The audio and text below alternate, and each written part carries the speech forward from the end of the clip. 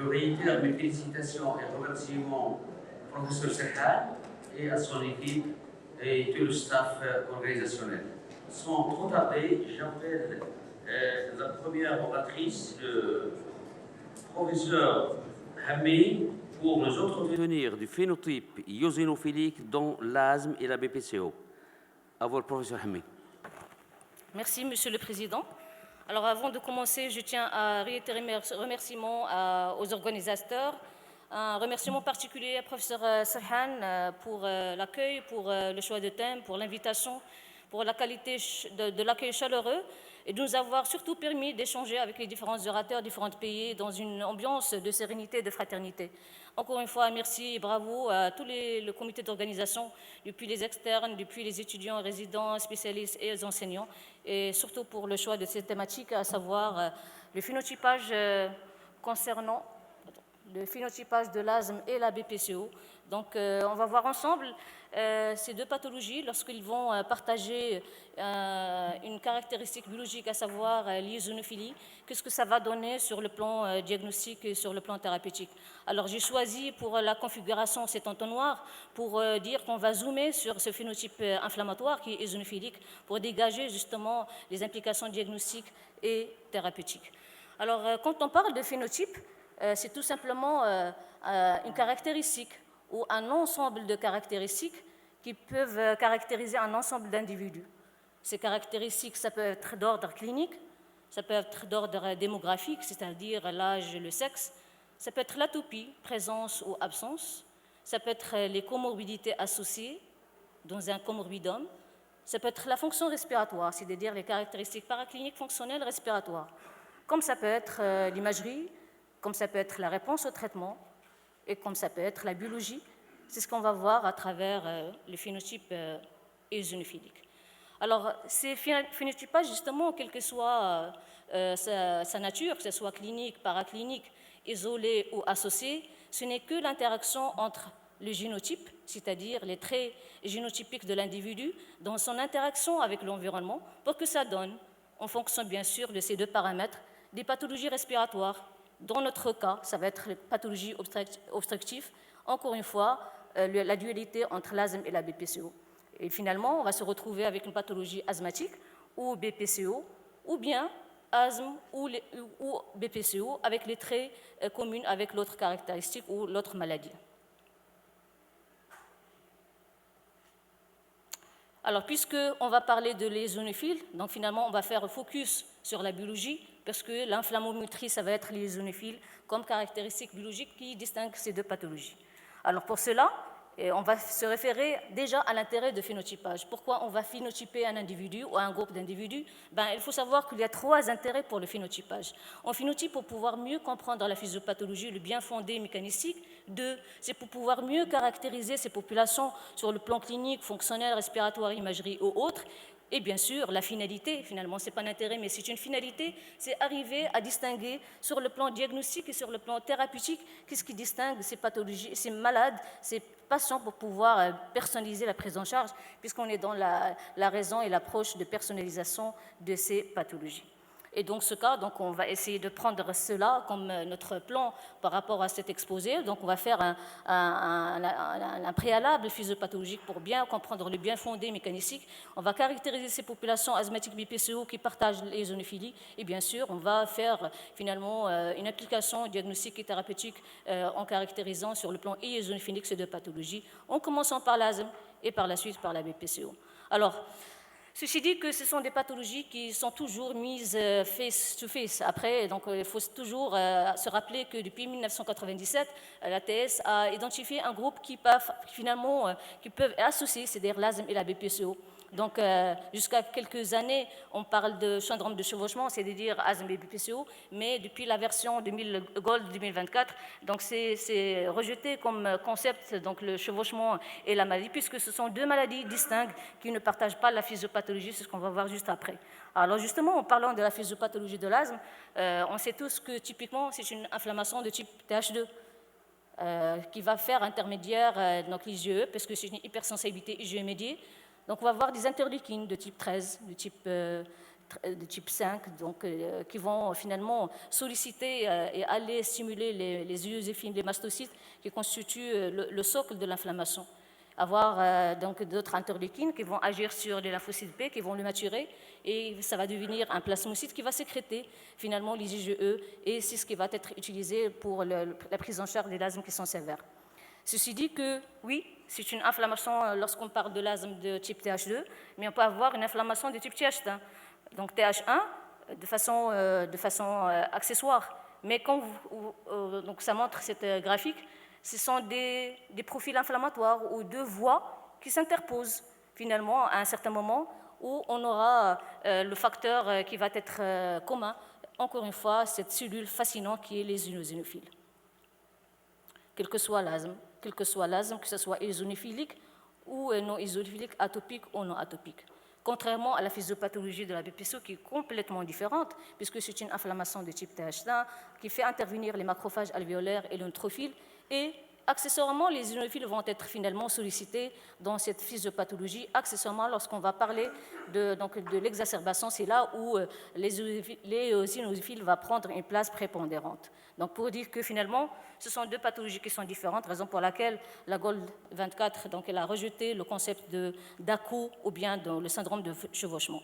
Alors, puisque notre socle ou bien notre cellule phare, c'est les eosinophiles, on va essayer d'identifier cette cellule, puisque ça constitue finalement le centre de cette discussion physiopathologique. Alors, c'est une cellule qui va être sécrétée par les cellules souches hématopoïétiques avec un progéniteur qui est CD4-24, avec comme un cytokine, surtout l'interleukine 5, 3 et GM-CSF. Alors, elle est sécrétée par la moelle, elle va circuler dans le sang pendant une journée, et sa durée de vie, ça va être 5 jours avant de subir l'apoptose.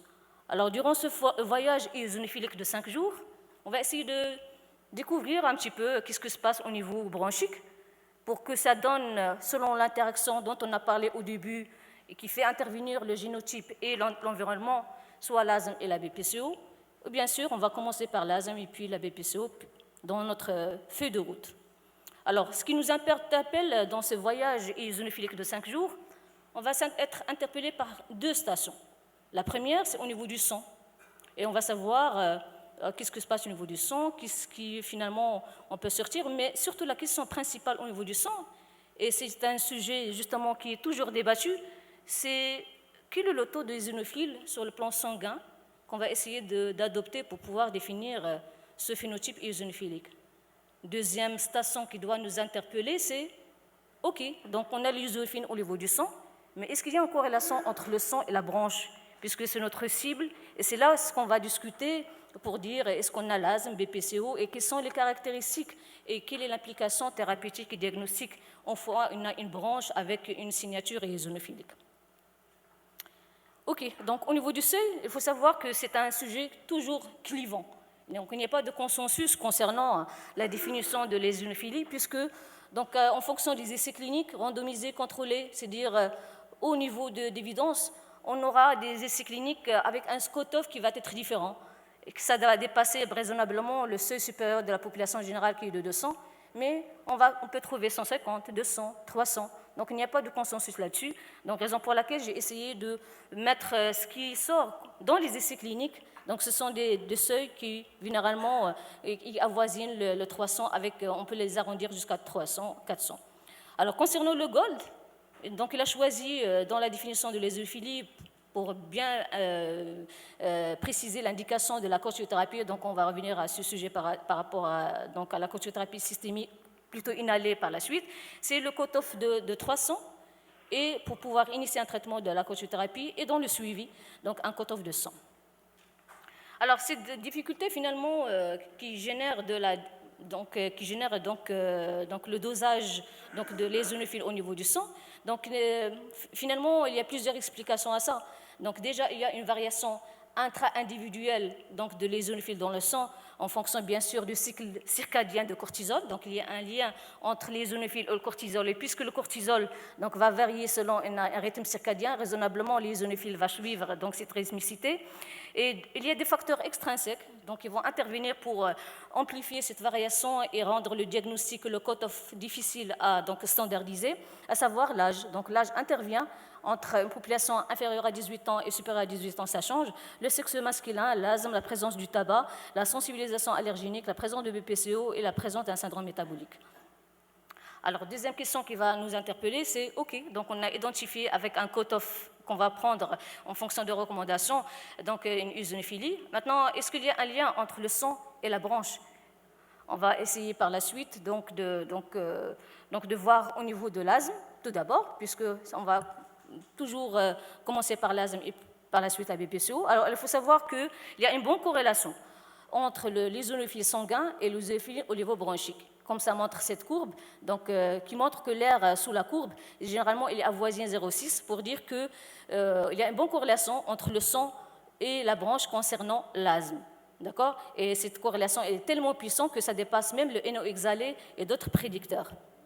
Contrairement à la BPCO, la corrélation n'est pas si évidente. Il y a un flou dans l'application de l'éosinophilie dans la physiopathologie et surtout dans la corrélation sanguine et bronchique concernant la BPCO, comme ça montre cette courbe où finalement c'est à partir d'un seuil de 400 où on peut deviner donc, une corrélation qui est linéaire entre l'éosinophilie sanguine et bronchique.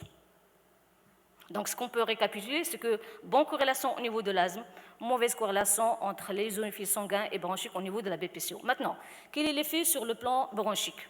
Alors, l'effet, donc, on peut le détecter, on peut le deviner lorsqu'on va essayer de voir comment cette eosinophile va interagir avec la branche, moyennant les médiateurs.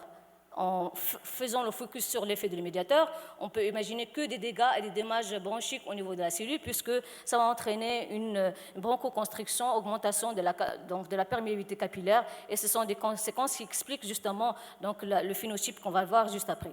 Message à retenir, c'est que l'eosinophilie, donc c'est une cellule qui, au niveau bronchique, au niveau cellulaire, au niveau tissulaire, c'est là où on va jouer l'accent et non pas au niveau du sang. Maintenant, la description. Après ce rappel et cet aperçu physiopathologique, et après donc, les médiateurs impliqués dans l'action et dans l'activité de l'éosinophilie, on ne peut que imaginer finalement un profil eosinophilique de l'asthme qui va être caractérisé par un contrôle qui est difficile, par la fréquence des exacerbations, par un effet qui est caractérisé par un rebond de l'âge, ce qui va rendre atypique déjà la fonction respiratoire et le contrôle de la maladie. Alors, on distingue sur le plan eosinophilique de l'asthme deux formes cliniques.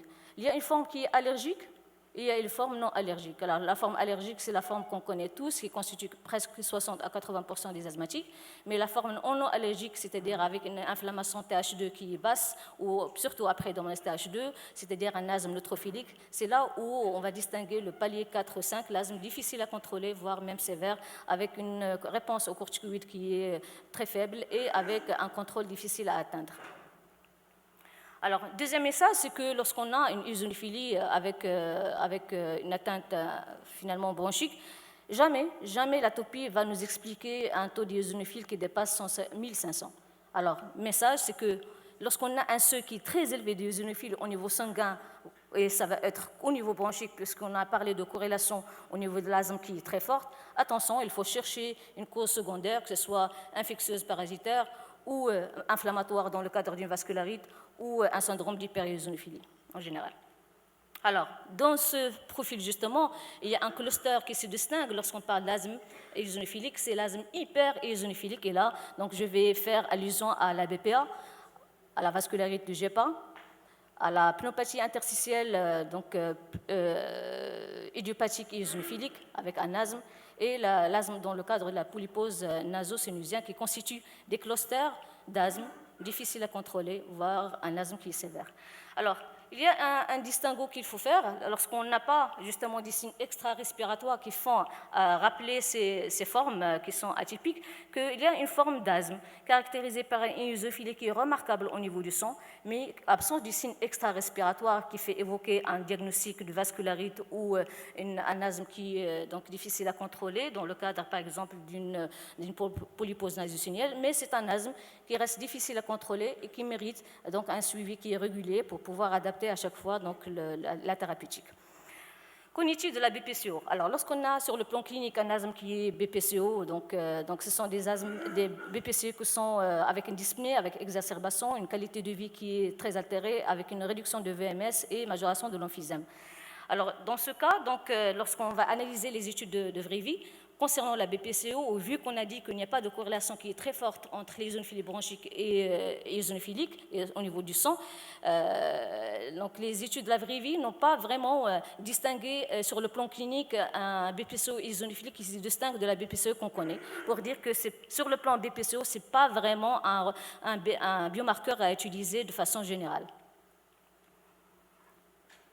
Alors, concernant la fonction respiratoire, raisonnablement, avec déjà les altérations au niveau bronchique, le remodelage, on va avoir bien sûr une capacité et une VMS qui va être altérée, mais ce qui est positif, c'est cette hyperactivité bronchique qu'on va trouver dans la BPCO et qui caractérise donc déjà la réponse à la cochothérapie inhalée.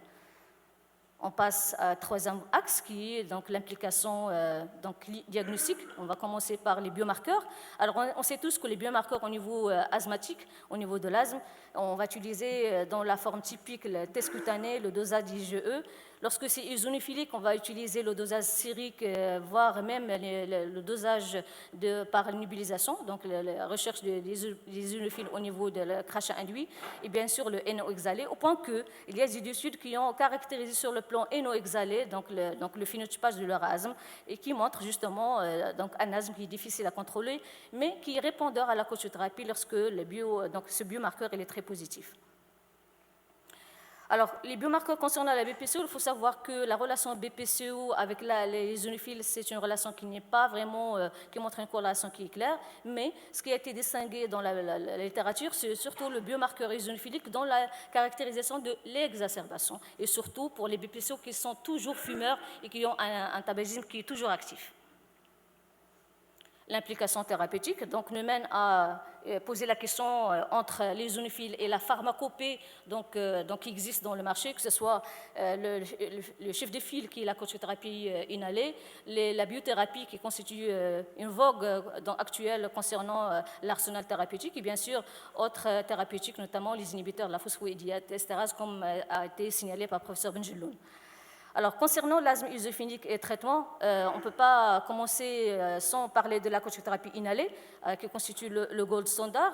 Alors, concernant le phénotype eosinophilique, il y a une bonne réponse à la cochothérapie. Contrairement à l'asthme qui est neutrophilique, on ne trouve pas justement une réponse à la cochothérapie inhalée, et ce qui a ouvert la voie vers les traitements biologiques, la biothérapie, avec bien sûr des essais et des mises en marché de ces médicaments qui ont montré leur efficacité, surtout avec une bonne maîtrise de la physiopathologie qui montre justement l'implication de l'interleukine 3 et l'interleukine 5.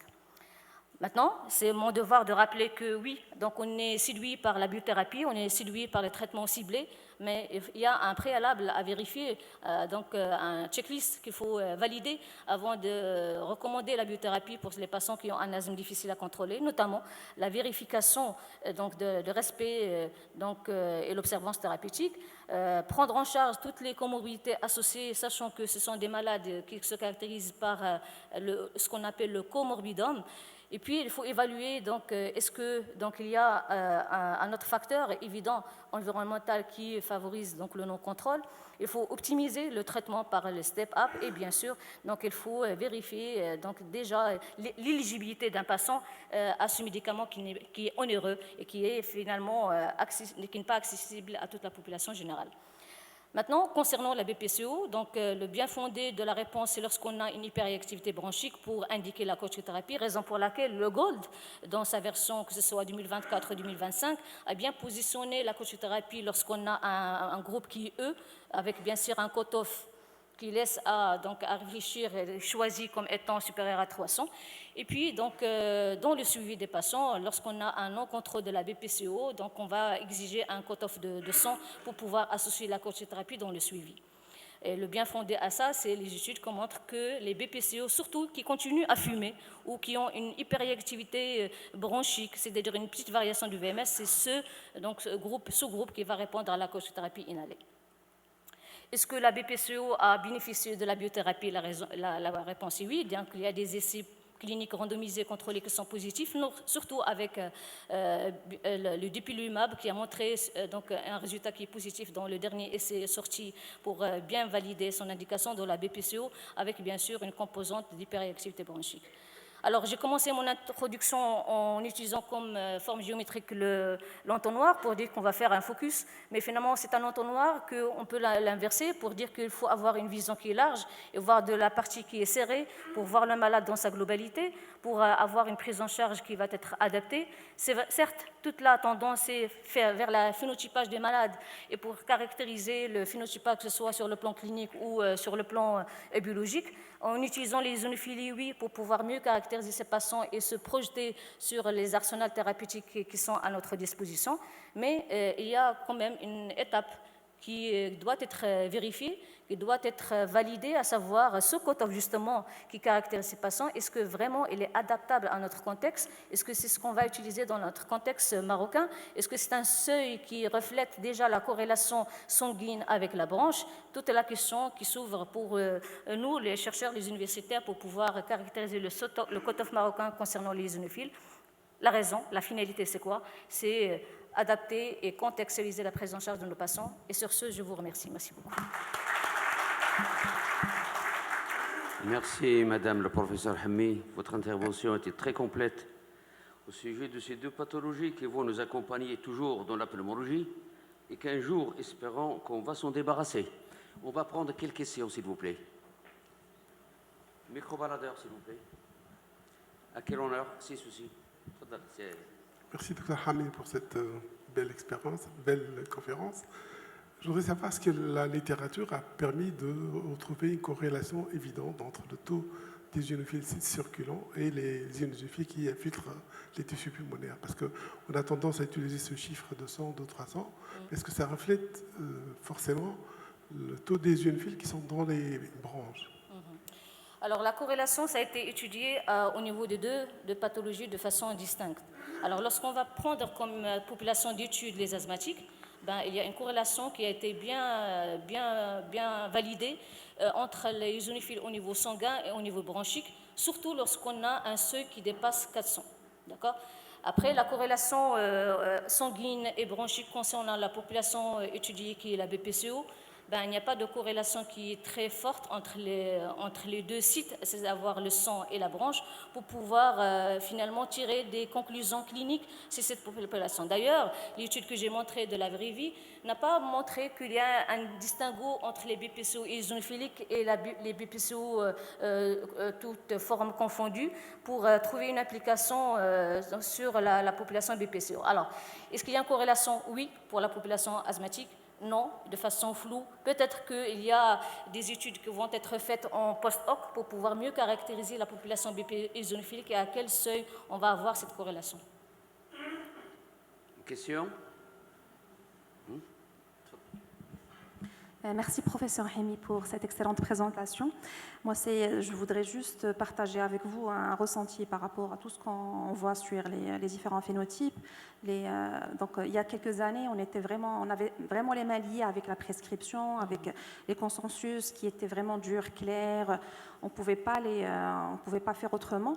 Mais plus la science progresse et plus on parle de phénotype, plus on parle d'endotype.